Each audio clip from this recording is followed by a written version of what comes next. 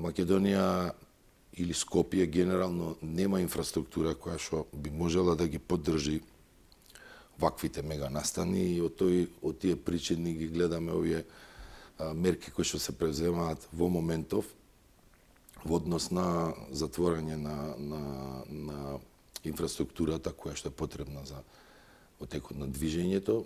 Секако логистиката е огромен предизвик, бидејќи прогласување на неработен ден.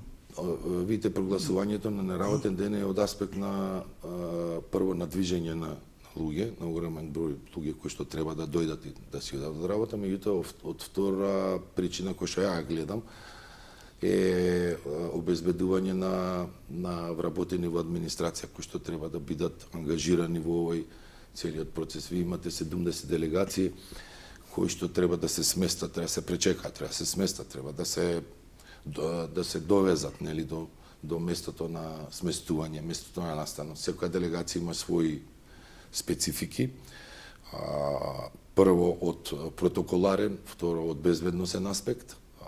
Во моментов безбедносната состојба на глобални рамки, геостратешките раздвижувања во моментов се во една огромна или најголема криза после Втората светска војна би рекол, така да односите помеѓу Истокот и Западот си носи своите предизвици.